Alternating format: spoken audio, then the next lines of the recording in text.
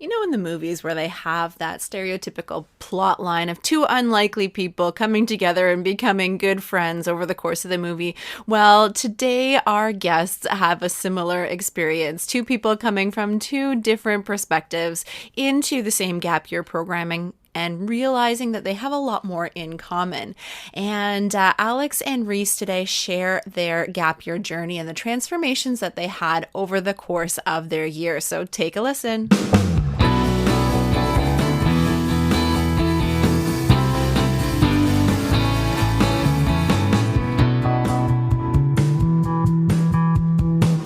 Welcome to the Gap Year Podcast, where we explore the who, what, where, when, and why of gap years.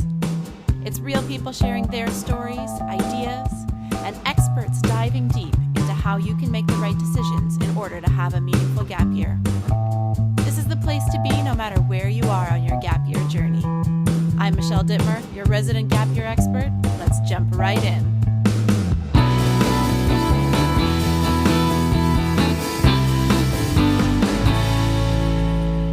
Hey there, and welcome to the Gap Year Podcast. My name is Michelle Dittmer, and I am your host and Gap Year expert.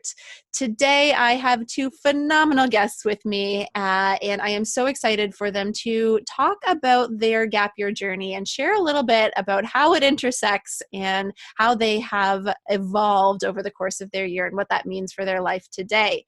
So today, I have Alex and Rhys with me. So welcome, gentlemen, to the podcast. Thank you. Glad to be here. Yeah, thank you again. I really appreciate you having us on here. Wicked. Well, let's let the audience get to know you a little bit. So, Alex, who are you? What are you all about?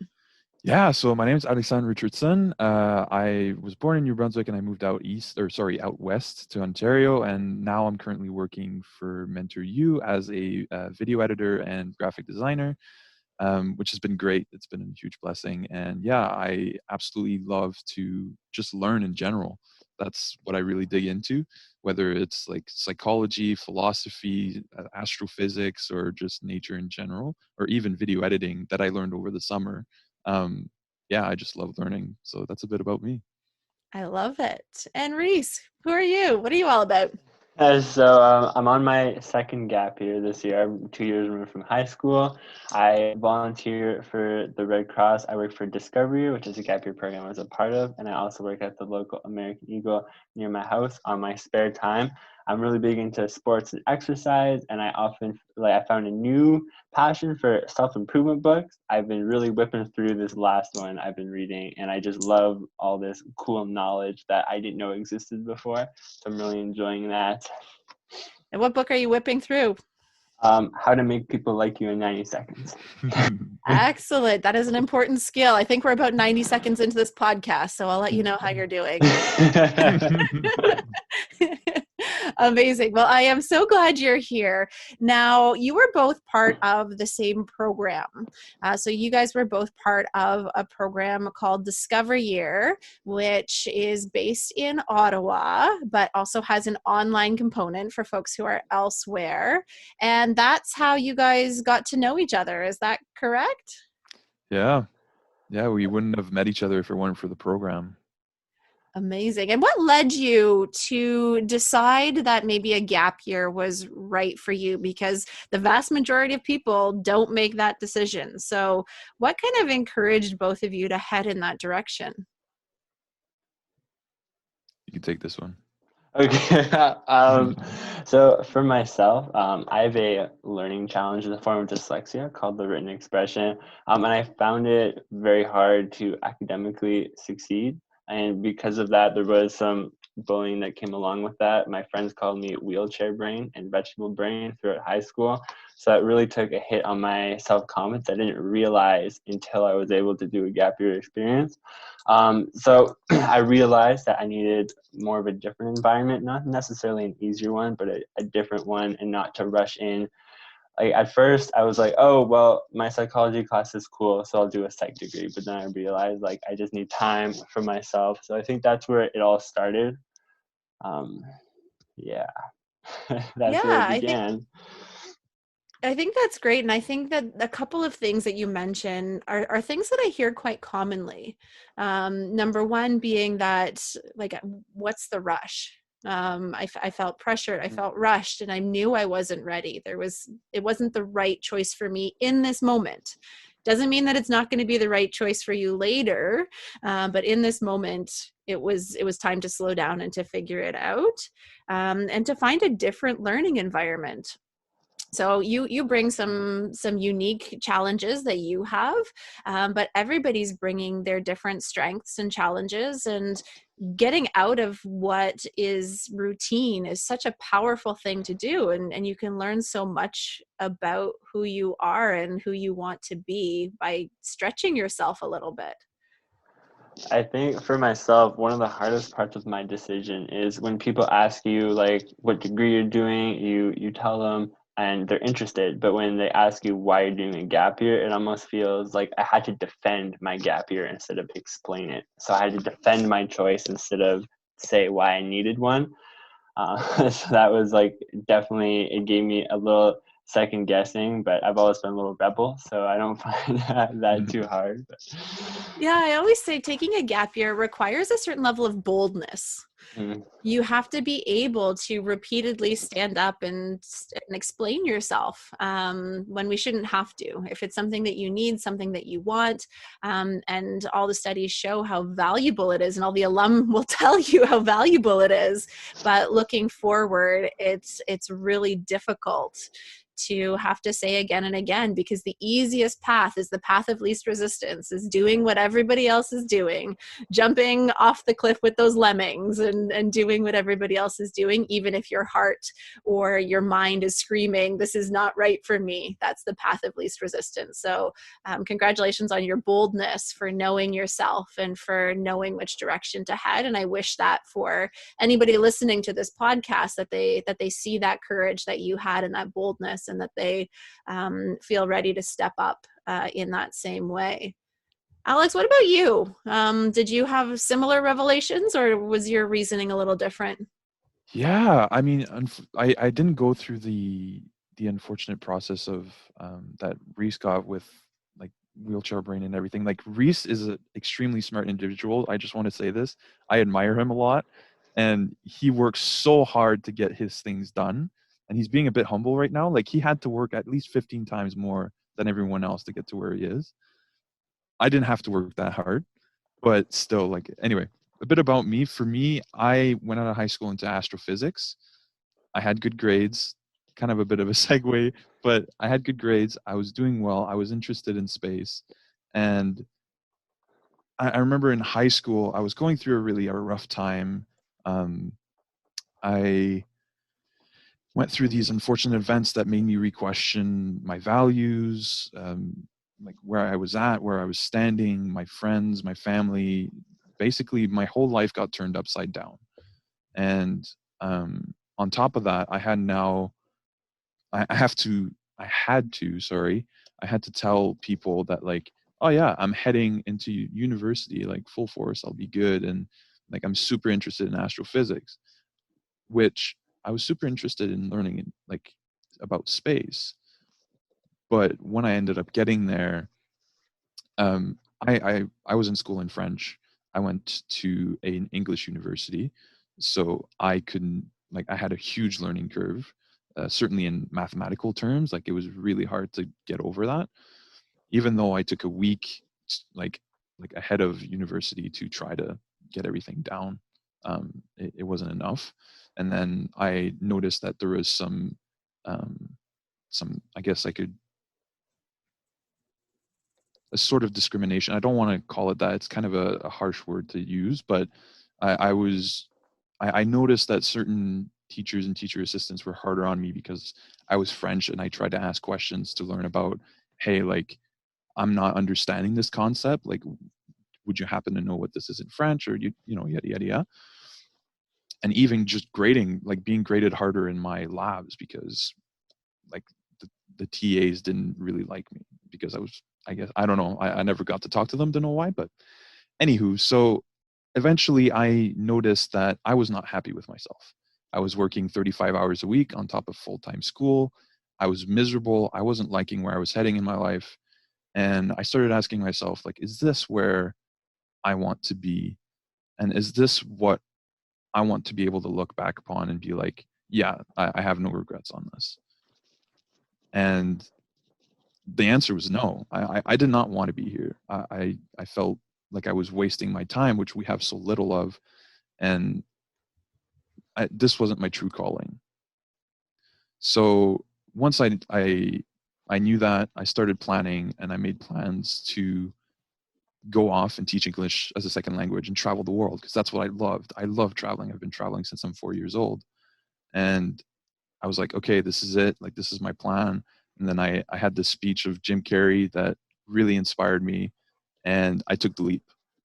And it was the hardest decision of my life to drop out of university, but it was ultimately the best decision of my life. Even though I had a 6 months of regretting and of questioning what I'd done, and having my parents doubt what I'd done, my friends doubt what I'd done. Like, I've had friends leave me because they're like, oh, you're a failure now. Like, that's what they labeled me as.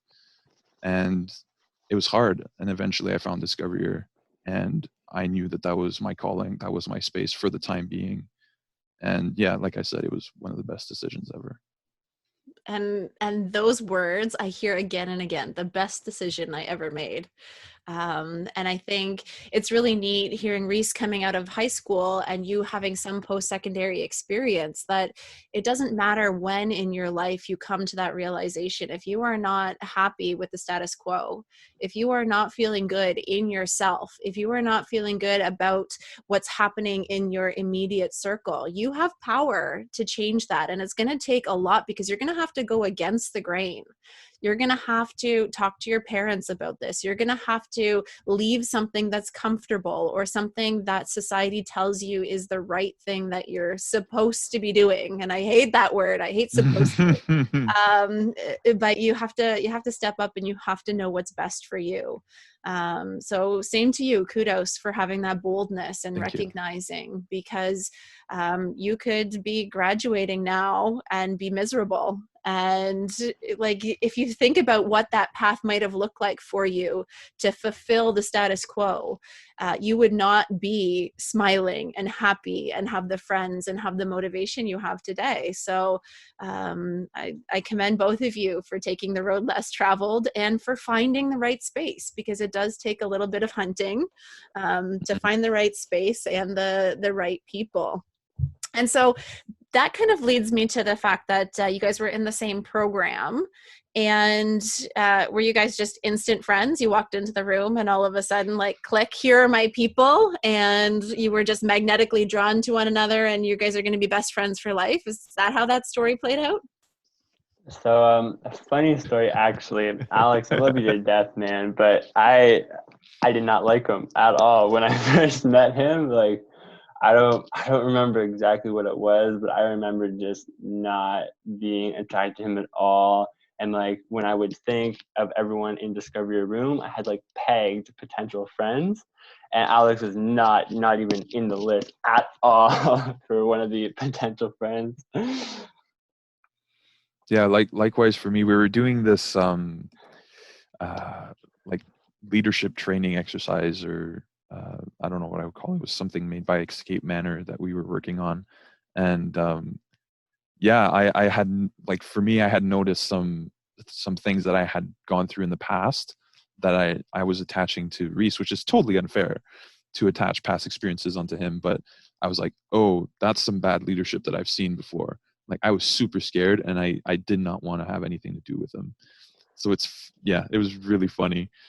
But eventually we ended up talking it through, and now we're really good friends. But at the beginning, no, it was it was a no. We became friends by accident, though, because he had to drive early to skip traffic because he lived all the way out, and then I had to drive in early because I needed to drop my brother off at school. So just both of us chilling for 45 minutes before anyone else came. So I mean, obviously we're gonna chat a little bit, but Well, I think that's one of the powerful things about a gap year, is that all of these things happen almost by accident. It's like half accident, half fate. Mm, where you get surrounded by the right type of people because you're all having some sort of common lived experience together, and you're on some sort of journey with the people that you're surrounded with, but you're also discovering so much about yourself, and about the way that the world works, and about how to get along with people no matter how similar or dissimilar they are to you. So I'm wondering if you could tell me a little bit about that personal journey or that personal evolution, or what has changed about you because you took that time, because you pushed pause on all the other noise in your life, the academics, the pressure from outside, and you said, no, this is important. I'm going to pause all that and I can come back to it or not, but I need some time right now. So what has been some of the biggest evolutions that you've seen in yourself over the last little bit? So maybe we'll start with you, Alex, on this one, and then we'll come to Rhys. sure. Biggest evolution, man. I think there's two things that I know that pops into mind. The first one was um, learning the true meaning of curiosity. Um, it's funny because I thought I was a decently curious like human being before it, but until I had this one trip with one of our fellow students. She was from Portugal. She was an international student, and when she came in over the summer, I offered her a trip to New Brunswick because I had an empty seat in my car. I was like, if you want to come, I'm up for it. And this is a place I've been to all the time. I grew up there. I was born there. I knew it relatively well. And I went back to visit it with her, and she was, or she still is, she's not was, she still is the most curious human being I've ever met. And she made me see New Brunswick in a whole new light that I had never seen before. And we were asking questions, we were meeting people. We went to this place, it's kind of like Upper Canada Village, and we spent 4 hours doing half the place, which some people take like 2 hours to do the whole park. But we were just talking with like historians who were there explaining like the different buildings and the history of the land, and just actors who were there who even they knew some history about the buildings. And we just asked questions and questions and questions, and we were learning so much. We were just soaking it all in. And that was just one of the many instances during that trip that we were like, wow, like if you're curious, you can, like, the whole world opens up to you. And one more example that really struck me about like building my curiosity, I was at this arena skating around, went back to the locker room because the ice time was over, and this one gentleman, um, didn't know him, didn't really engage with him until I don't know, we crossed like eyesight or whatever, and then we started a conversation, and we ended up having like a 45-minute conversation about life and spirituality and meditation and like all these different things. That this is a total stranger, like I would have never done this before, but just because I was like, you know what, like I don't agree with everything this person is telling me, but we were still relating this stuff on certain levels. And he was such an interesting man, even though like he, yeah, like we just didn't align on certain things, but I didn't let that get in the way of being curious of what he had to say and getting to the juicy stuff that we ended up talking about. So that was like one of the major differences that happened in my life. And the second one was being okay with uncertainty. um, I think this is a thing that a lot of us have, certainly like my age, starting to think about your future and everything. But yeah, I was always a super anxious student. um, I always tried to plan ahead because that's how my parents taught me. Like, think about what you're doing, plan ahead, make sure like you're not messing up. You know, like avoiding mistakes and just trying to, I guess, get straight A's at life all the time. You know, and now that I've gone through that gap year and I've seen that uncertainty is just life itself. Like, there's nothing that is certain. There's nothing concrete. It's just one big ocean that you're riding through. Um, like I'm okay with it. Like I'm on my second gap year as well, and I don't know what I'm like. Now I know what I'm doing next year, but I spent quite a lot of time not knowing what the hell I was doing next year. and I'm at peace with it. Like, it didn't cause me anywhere near as much anxiety that it used to. So those are like two really big changes that I got through the gap year, that amongst many others. But Yeah, and I think that ability to live and to function in uncertainty is like the key to unlocking all of the challenges we're seeing with anxiety popping up. mm, Because what makes us anxious is the things that we can't control, which is like 95% of the things in the world. yeah, We just exactly. can't, we can only control ourselves. And that is such a small piece of the puzzle. So to learn to be comfortable in that uncertainty and to learn to function within what you can control and to accept some of the other things, and how can you navigate and how can you play back and forth between being in control of part and out of control of the other pieces. And I think in a gap year you get so many opportunities to flex that muscle, Mm. because you are, it's like I call it your risk-free trial on life, right? Because anything that happens on this year, well, it just happened on my gap year, it didn't really impact my future. Like, you can test things out, you can try them out, and you can take risks that you might not be willing to take in, like, quote unquote real life. But on your gap year you can try these things out and go through tons of uncertainty, whether that's taking a risk with travel, or trying out different career fields, or having conversations even with people that you never knew or you never would have before.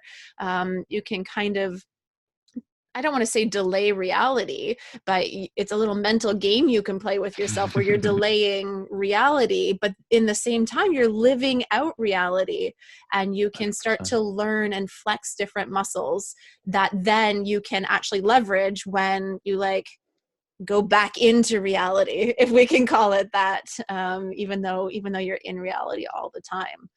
So that's a little meta for this conversation. I hope people get what I'm trying to talk about. But I think it's so important to really understand how uncertainty is not the enemy, and a gap year is a Yeah. do that. It can even help you with like dealing with your past. Well, in my experience anyway, like I had uncertainties about a relationship that I had, and I just didn't understand why it didn't go well. And like, I was so uncertain if it was like me the problem, or, like all those usual stuff that comes with a breakup. But at the end of the day, like it just is what it is. Like, I'm happy for what happened, and like it's made me a better person, as hard as it was. And I may never know what happened for it to happen the way it did, but I'm okay with moving forward from that. Like, yeah, uncertain, like dealing with uncertainty helps you to move on, even, because it's just like, okay, maybe I don't understand that, and maybe like it's a huge unknown for me, but I can let that go and move on. And maybe I'll get the answer later on, but who knows, Like, life, it's just a crazy, crazy thing.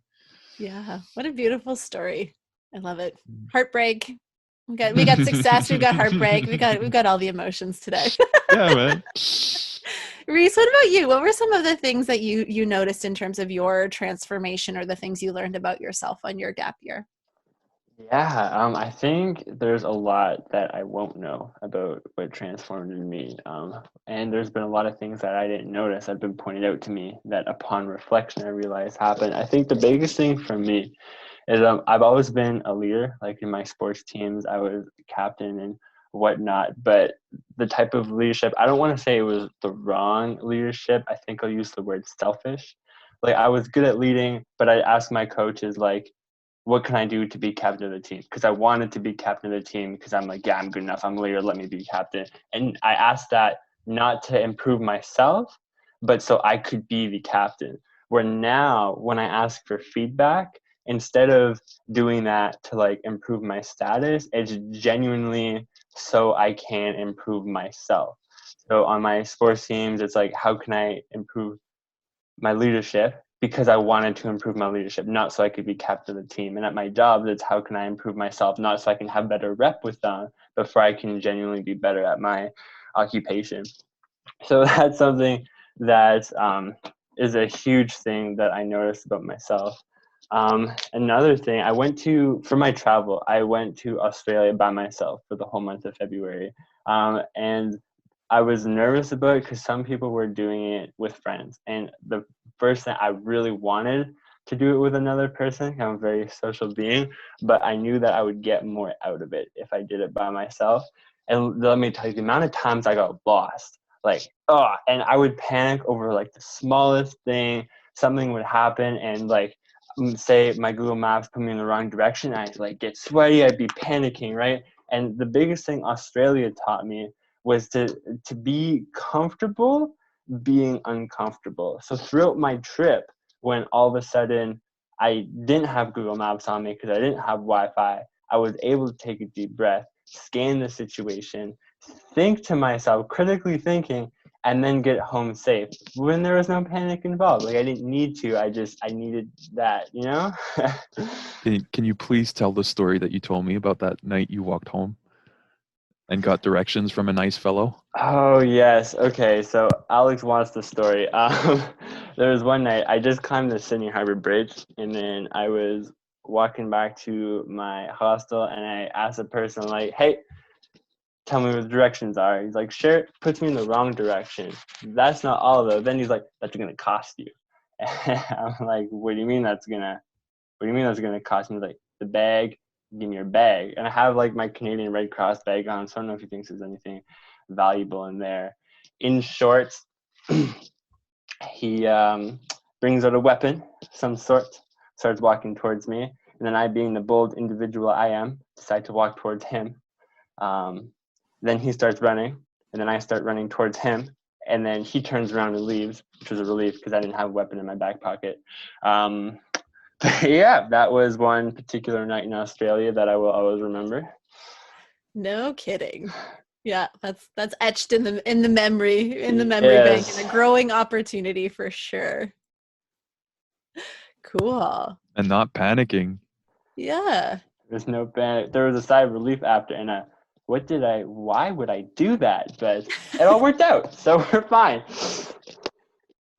Yeah. I think you mentioned a couple things Okay. that I think are really important to circle back to, and is knowing yourself a little bit better, and knowing yourself in a different context, because you had seen yourself once as a particular type of leader.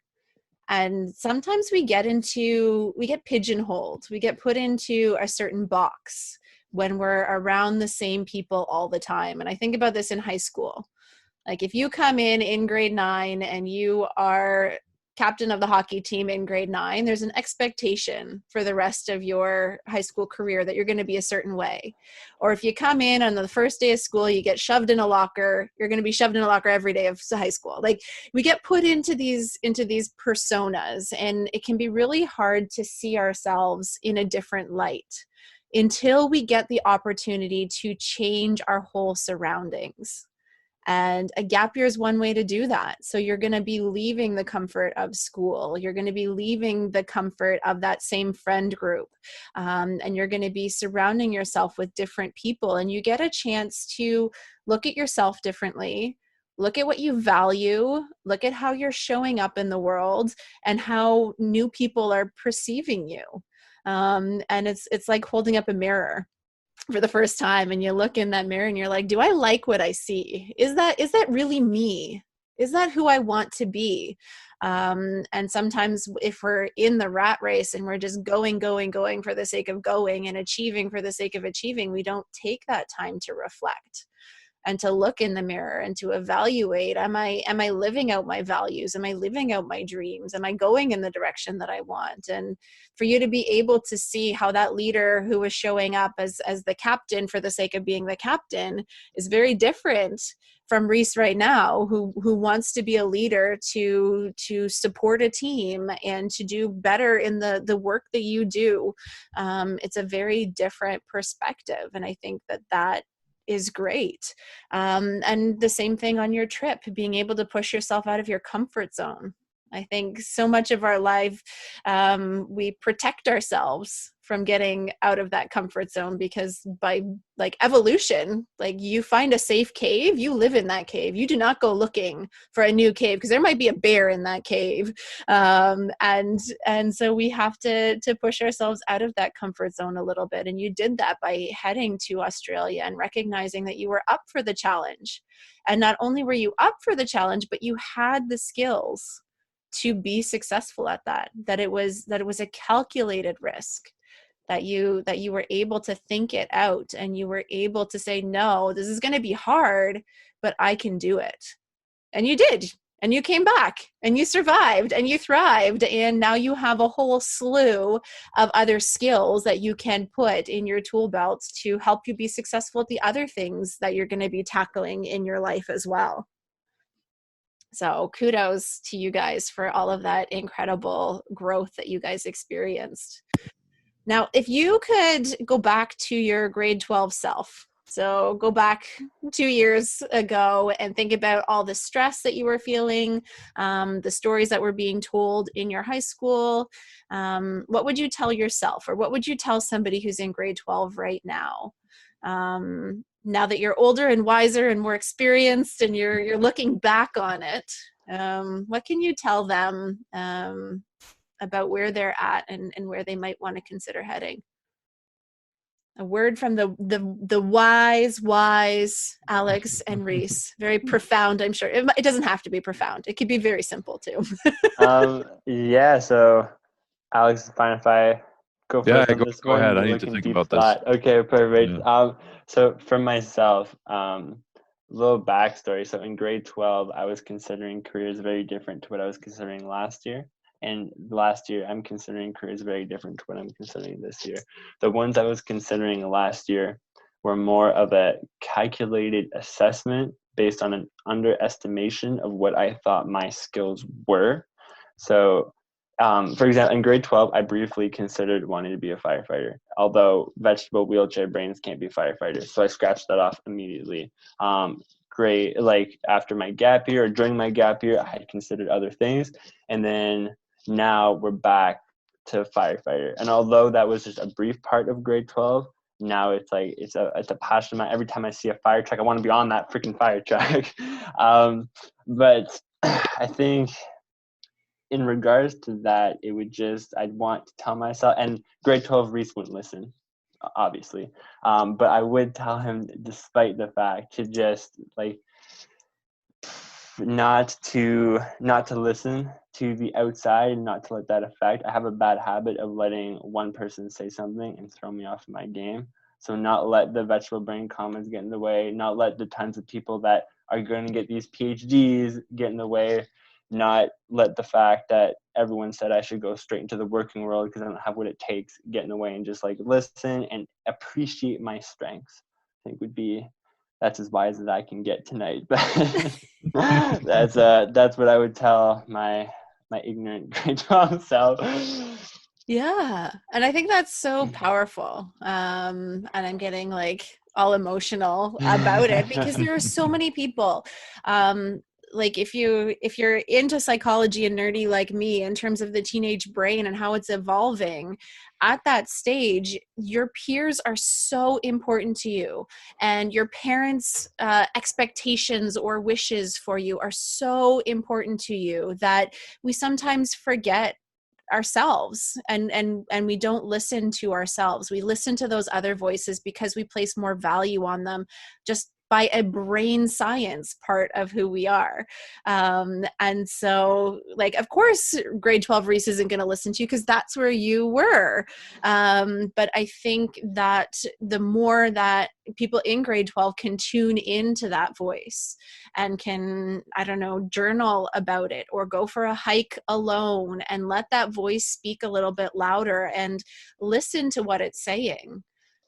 Because I think that Rhys, you've got a lot of people that have given you a lot of positive affirmations on your gap year, but it still has to start from inside of you. So I think that voice that little fire got fueled by other people. But if you start to make space for it, you can start to hear it whispering, and then it becomes louder and louder and louder. And soon it's the wail of a fire truck. That's how loud it is, calling you in your direction. So I think those are very, very wise words. Alex, what about you? If you could go back. Did you want to say something, Rhys, before I go? Oh, if that's okay. I was just like, Yeah. my parents would always, like, they were always supportive, but I would never, like, I just wouldn't listen to the parents. And then I got an award in high school, like the vice principal's award. And then I still didn't think highly of myself. So it's just interesting to look back. And despite getting a 90 average in grade 12, which is a silver medal, like pristine, I still didn't believe in myself because of the 4 years of the bullying. And that's, Alex, you're up, man. I'm sorry. Stop talking. No, it's all good. I knew there was something good there, so I wanted you to be able to put it out. But yeah, man, I'm glad you're able to believe in your own abilities more. And I've seen that change from the beginning of the year to now, and to even like after the gap year, I've seen you get more and more comfortable and confident with like your abilities with it, and the conversations you've had with D or man, what's his name again? Brett. There you go, Brett. He's a firefighter. It's really helped him get more confident and be extremely excited. When he says he wants to be on that fire truck, like every day he almost mentions it to me on a phone call. Like it's that bad. Anyway, for me, if I had advice for my 12th grade self, I know I wouldn't listen to myself because I was such in a dark place. I did not listen to anyone. So I would just say that everything's going to be okay because I knew that's what I needed. For people who are listening in, dare to dream. Those are my words. And I say that because when I was in university, it would have been so much easier to just be like, you know what, I'm going to push through this. As much as it doesn't sound like it's easier to push through something than to let it go, or I could have let it go. Astrophysics. Something Right. that's going to be easier than pushing through astrophysics. Like that's got to be pretty easy to find. Yeah, like that's true. Like I could have changed my program. I could have given up entirely on post-secondary. I could have given up on myself. Like I could have done so many other things that would have led me to paths where I wouldn't have been happy. But I dared to dream, and I allowed myself to, like, I made space for bigger things to happen. And like I got this because I questioned myself, and I questioned what was around me, and I allowed myself to be like, there has to be something more, or there can be something more. And to anyone listening, please, if you're inspired by these words, go try to find the commencement speech of Jim Carrey, because that is one of the main reasons why I dropped out of university. But basically, he tells you to dare to ask the universe for it. I asked the universe for it, and I'm like, I'm living the rewards of it, and it's amazing, and it's just flowering. I planted a seed, and now it's growing. So if you can dare to dream, plant that seed, let it grow, and like allow yourself to become the best person you can be and have the best life you can be for yourself, because everyone can make that happen for themselves if they truly believe that they can do it and they allow themselves that space to be able to make it happen. So dare to dream. I think that's a really great message, really great mantra to carry with you, and to not be afraid of those dreams, and to figure out how to make those dreams a reality. It doesn't just have to stay out there in this existential universe space, but you have to take steps to make those dreams become a reality. Now, both of you did your research and you came across the Discover Year program. So for those listening, they might not have done their research. They might not have come across Discover Year. So can you just give the Coles note so people will know if they should look up the program and if it is the right fit for them? So what is Discover Year all about? For sure. Let's see. There's a lot. You learn a lot. A lot of it is life skills. A lot of it is just learning, like giving you the space to explore yourself. So it's great. It's a great way to be able to take a gap year and not just waste it sitting down on a couch watching Netflix. And I guess if I would go in a bit more detail, so we do workshops every Wednesday of the like every week.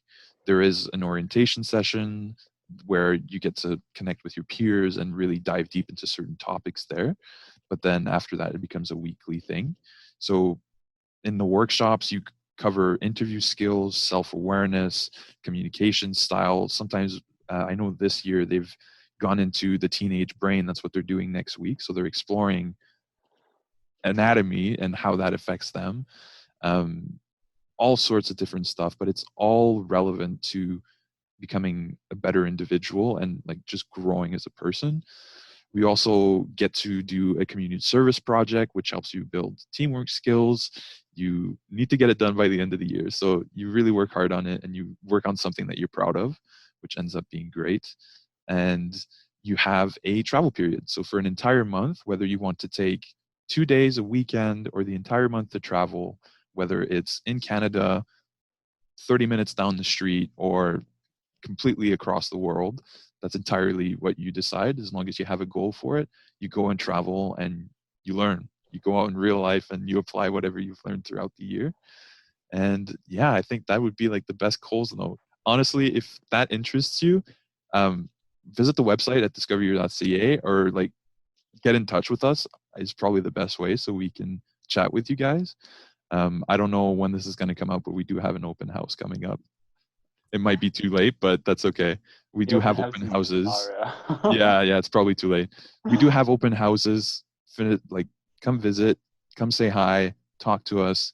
We'll be more than happy to chat with us. And we have a bunch of alumni that are happy for one-on-ones as well, myself included. So yeah, that's the gist of it. I love it. And I work with a lot of different gap year programs, and they all have their various strengths.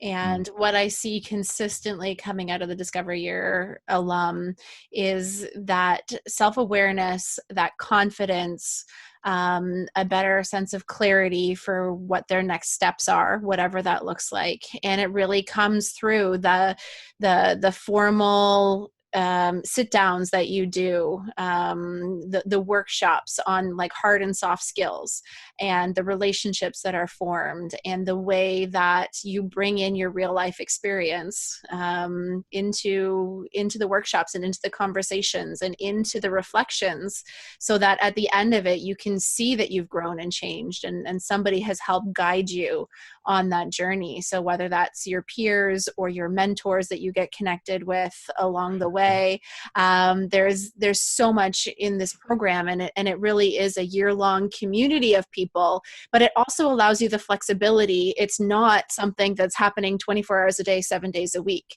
You do have flexibility outside of your workshop days to do other things on your gap year that are of interest to you and helps you to really explore the different facets to who you are, to earn money, and to get involved with other things.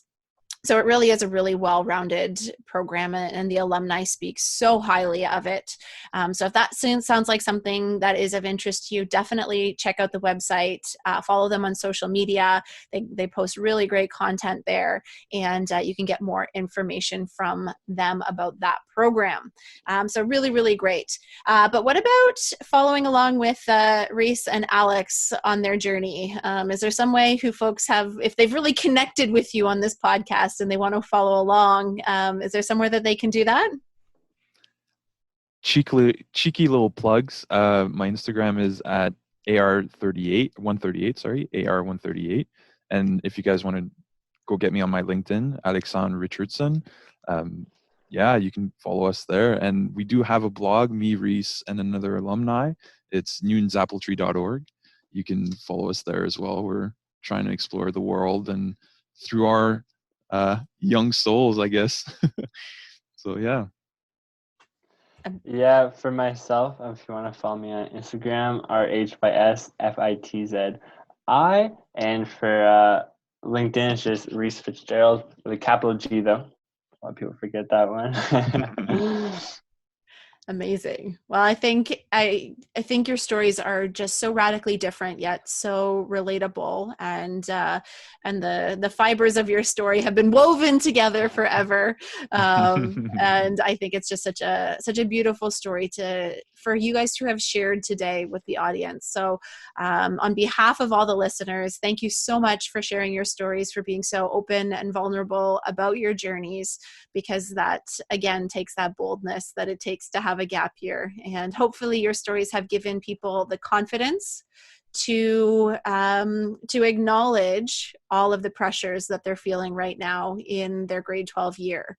All of those external voices, parental expectations you're putting on yourself for no good reason, what your peers are saying, and all of the other voices that can be really, really loud right now, and figuring out how to listen to yourself, and then how to do what's going to make you happy, and what's going to connect you with people who are the right people to support you on your journey. Because once you have that, the success and your future will unfold from there, rather than heading down a path that is predetermined by somebody else and is going to lead to a lot of discomfort and not being a good fit for you. So again, just thank you guys so much for being here. I really appreciate your stories.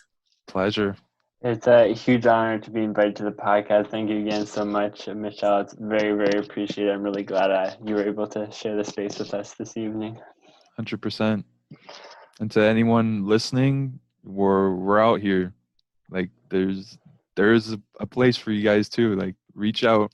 Don't be afraid. Like you got this.